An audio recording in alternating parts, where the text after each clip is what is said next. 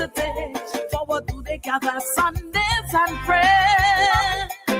What impact do they really have on society? Cause crimes is skyrocketing SVG. The youth on the back jumble authorities.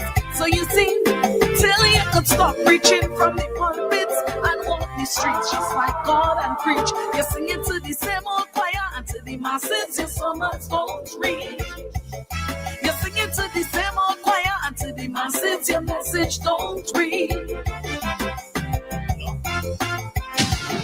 WEFM. WhatsApp us or call us at 457-9997. Activated Mornings on WEFM 99.9 is on now. Hello. And we are back with you for another segment of our Activated Mornings program here on WEFM. Time in SVG, it is 7:45, and we are into our commentary segment for this morning. And this morning, we are going to be provided with commentary from Mr. Lyf Compton. Lyf, good morning to you. Hey, good morning. How are you this morning? I am fine. What about you? I'm great. Start in the morning. Just what? Just about to start the morning. Well, lucky you. We started since around, we got in since 6, so yeah. All right. How are you all this morning? We're okay. All right, you could go right ahead with the commentary. Yeah, I don't know if you guys know, but yesterday there was a truck that broke down in the Annisville area and created a lot of traffic congestion. Now, while most persons might just see this as a simple truck malfunction on the road, these trucks have been an ongoing problem. And I'm actually really calling on the traffic department to do a sort of clamp down on these vehicles. There are a lot of these trucks on the road that pose a hazard, and it has been so for a very long time. Seems like St. Vincent is the dumping ground for some of these mechanically unsound vehicles because people are able to go overseas and get them cheaply and bring them in. And I just think it's a disaster waiting to happen. I see some of these trucks on the road with these straps, these tie straps holding them together. And it's really strange to me. I don't know how much tension these trucks can really hold, to be honest. And a lot of these trucks on the road, and not just the big ordinary trucks, also the tractor trailers. A lot of times you see them operating without the lights in the back, so you don't know when they're stopping. Sometimes you see these trailers, these containers on the trailers, and the container is too long for the trailer. They're not secured properly. They go around corners, and in one instance, one of these tractor trailers went around a corner and the container fell over. And I just think that it's a disaster waiting to happen. And I think the traffic department should really do a clampdown on some of these trucks. I don't even understand how some of them pass the inspection process. And to put some context to why I think this is a disaster waiting to happen. A few years in Canada, these heavy trucks were allowed to operate with little or no sort of intervention from the authorities. And after a while, what started to happen is that they started to malfunction on the highways. Like the wheels would fly off, the trailers would fall off, a lot of accidents and people were actually killed. So as a result of that, the authorities kind of like clamped down on the trucks and made a sweeping change where they introduced a lot of laws and inspections and things before these trucks are supposed to come on the road. And I think if we don't do something similar in St. Vincent and Grenadines, it's just a disaster waiting to happen. Now, if you look at this truck that broke down yesterday, this is one of the trucks that had this strap around it. And it seems like the pan broke and it was leaning on one side. Now picture this happening and this pan falling over on our vehicle. That would have been disastrous. These trucks are disasters waiting to happen. Just even with the day-to-day operation of these vehicles, right? They go out to Rabaka. they load up themselves with sand. Sometimes they overload it. They drive on the main road. The sand comes off on the main road. I don't know if you ever rode a motorcycle, but this could be very deadly for motorcyclists with when they encounter gravel on the road. And these trucks continuously spill gravel on the road every single day. So I think realistically we need a serious intervention on behalf of the traffic department, the Ministry of Transport to look into this issue, because as I said before, I think it's a disaster waiting to happen. All right. Okay. All right, Lyf. Thanks for your contribution. We will speak about it off the line with you. Okay. Yeah. All right. Take care. Have a good one.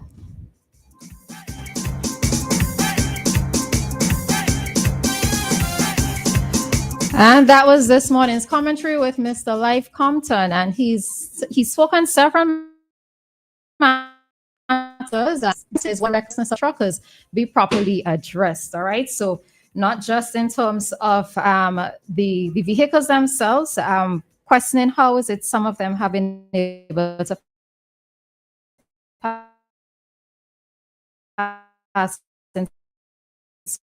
inspection, or citizens or road users here in SVG. Correct. I was, as he was talking, I decided I would try and see if we had actually had any serious. We've had some. I'm not sure though if they were related to the truckers themselves being reckless, but we had that trucking incident where in 2022 with that truck crashing into Adams building and the driver died. A truck turned over. It was going up a hill.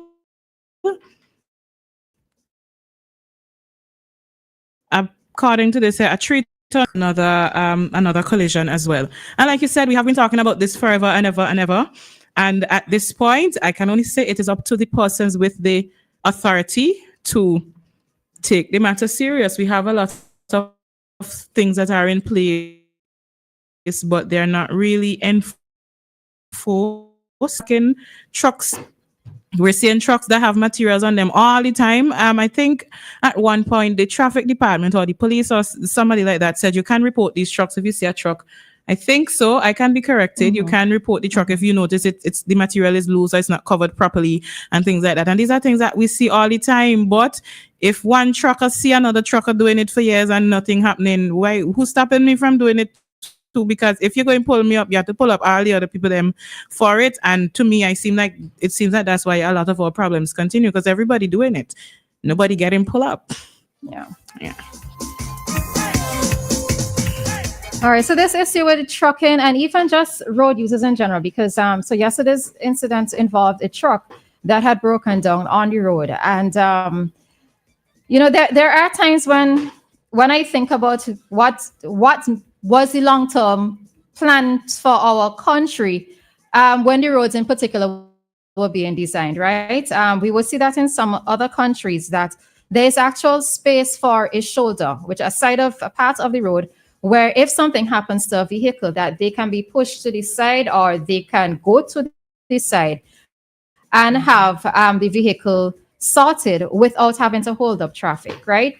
In Vinci, that doesn't happen. We barely have proper two-lane roads, much less to have a shoulder, right? And part of me wonders in the thoughts of development for maybe other roads or other new roads that might come into play. Are we going to consider this? Now, yes, before anybody starts, yes, I know our terrain is a little bit difficult. There isn't a lot of flat land. Additionally, that in many instances, many houses have built up along the sides of the roads, which would make it difficult for many of the roads as well to be widened, right? But my thoughts or my commentary here is in relation to if new roads are going to be created. Like the bypass road, all right? I would always bring this up because one is needed, right? We talk about, and in the conversation that we had with Mr. Williams on Monday, the ULP's candidate for South Leeward, we talk about all of this development that is happening on the Leeward side. You want to have bringing in resources that are going to have occupancy of 500 more persons, right? All of these resorts or these businesses. But can our roadways actually accommodate such heavy traffic or such heavy volume of vehicles? Again, if something happens at low ones, many of us, whether going to Kingston or impacted, we are going to be affected. And if we're talking about developments, particularly on the Leeward side, there has to be serious consideration for a bypass road to be created. All right. I